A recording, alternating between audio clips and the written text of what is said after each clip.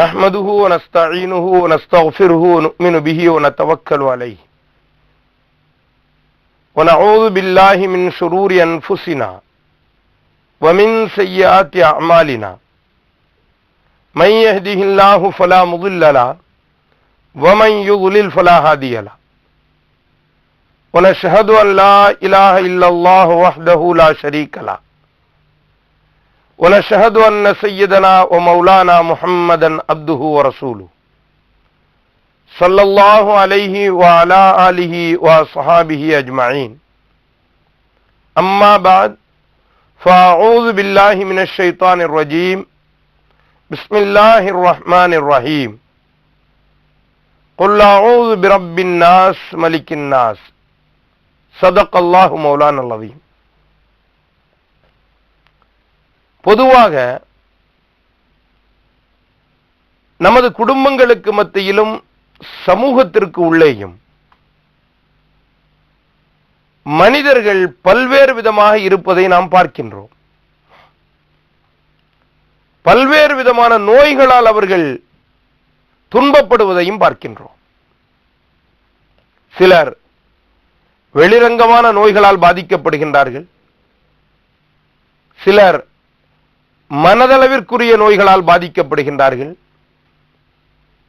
வேறு சிலர் தங்களுக்கு இன்ன பிற வகையில் தங்களை நோக்கி மறைமுகமான தாக்குதல் நடப்பதாக உணர்கின்றார்கள்.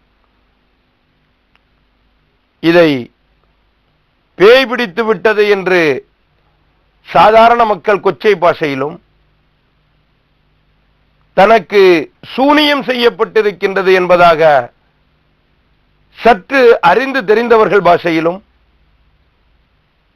மனநோய் பிடித்திருக்கின்றது என்பதாக இன்னும் கொஞ்சம் பகுத்தறிவாளர்கள் மட்டத்திலும் உணரப்படுகிறது. அது மனநோயா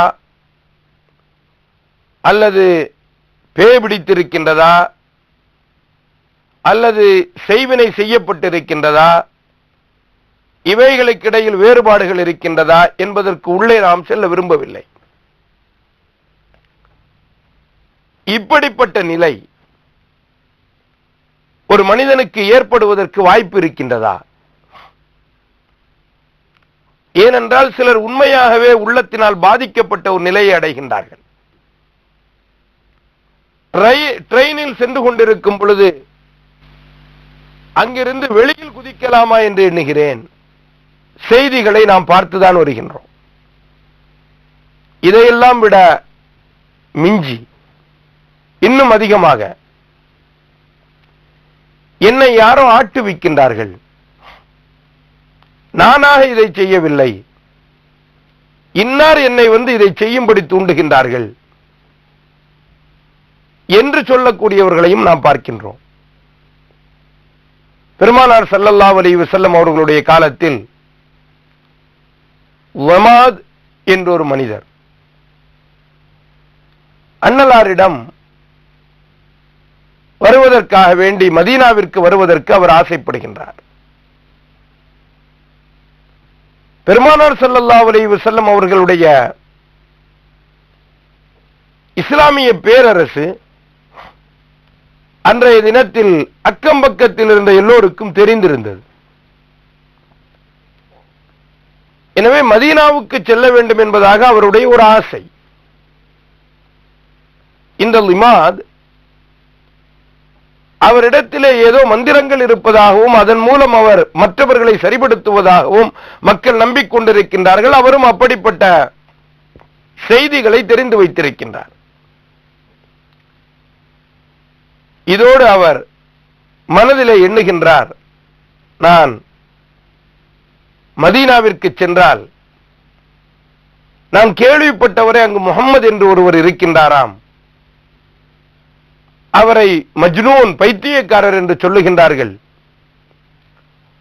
எனக்கு தெரிந்த மந்திரங்களை வைத்து நான் ஓதி அவரை சரிபடுத்துவதற்கு முயல்வேன். ஒரு வழியாக மதீனாவிற்கு வருகின்றார். அன்னலாரை சந்திக்கின்றார். சந்தித்த உடனேயே சொல்லுகின்றார், உங்களுக்கு பைத்தியம் பிடித்திருக்கின்றது என்பதாக நான் கேள்விப்பட்டேன். என்னிடத்தில் சில மந்திரங்கள் இருக்கின்றது, அதை ஓதி உங்களை சரிப்படுத்தலாம் என்று நான் ஆசைப்படுகின்றேன். நபிகளார் இவைகளை எல்லாம் கேட்டுவிட்டு, சரி, நீங்கள் ஓதுவது ஒரு புறம் இருக்கட்டும்,